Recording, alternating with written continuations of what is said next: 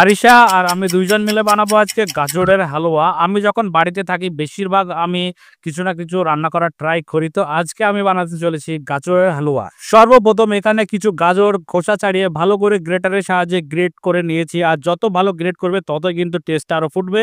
First এখানে জ্বালিয়ে দিলাম ওভেন। তারপর এখানে প্রথমে লাগবে দুধ। আর আমি অলওয়েজ এই ভাগীরথীর দুধই আমি প্রেফার করব, কারণ এই দুধের টেস্ট সত্যি অতুলনীয়। মিষ্টি জাতীয় কোনো খাবার বানাতে গেলে অলওয়েজ দুধটাই কিন্তু ফার্স্ট ম্যাটার করে। তো দুধের কোয়ালিটি যত ভালো হবে তত কিন্তু খাবারের টেস্টও আসবে।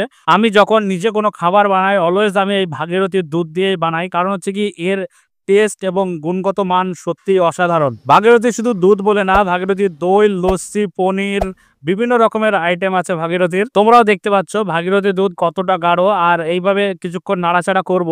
আর নাড়াচাড়া করার পরে এখানে যে সেন্ট বেরোচ্ছিল আমি না থাকতে পেরে এক কাপ তুলে এখানে আমি খেয়ে নিলাম টেস্টটা জানার জন্য।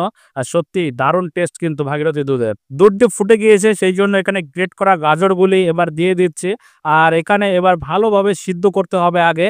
গাজরগুলি তাড়াতাড়ি যাতে সিদ্ধ হয় সেই কারণে এখানে ঢাকনা দিয়ে ঢেকে রাখবো কিছুক্ষণ। দেখতেই পাচ্ছ গাজরগুলি এবার খুব ভালোভাবে সিদ্ধ হয়ে গেছে। এবার মেন হচ্ছে এখানে মেশাতে হবে চিনি। তো আমি এখানে 2 কাপ চিনি মেশাবো। তোমাদের ইচ্ছে মতো তোমরা এখানে চিনি মেশার কারণ হচ্ছে অনেকজন চিনি পছন্দ করে না, কেউ চিনি কম খায়, কেউ চিনি বেশি খায়। তো চিনিগুলি ভালোভাবে মিক্সড করবে যখন, তখন দেখবে এইরকম ভাবে আস্তে আস্তে রস বেরোতে শুরু করবে। আর আরিশা আমার ছোট্ট মেয়ে, ও যখনই দেখে আমি কোনো কাজ করি তখনই ও কিন্তু এসে আমাকে হেল্প করার ট্রাই করে।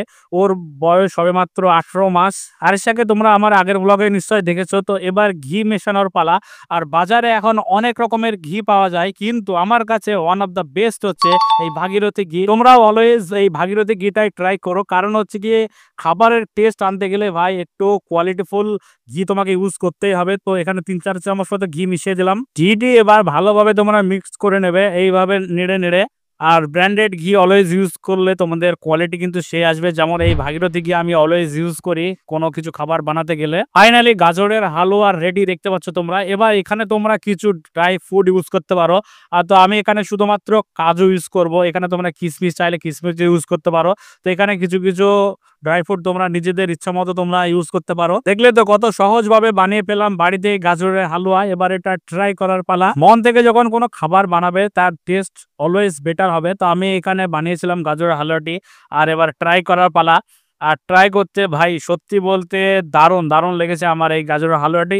তোমরা বাড়িতে এইরকম গাজরের হালুয়া বানিয়ে ট্রাই করতে পারো। তো ভিডিওটি কেমন লাগলো অবশ্যই তোমরা কমেন্ট করে জানিও। তো আজকের মতো টাটা বাই বাই, সবাই ভালো থেকো।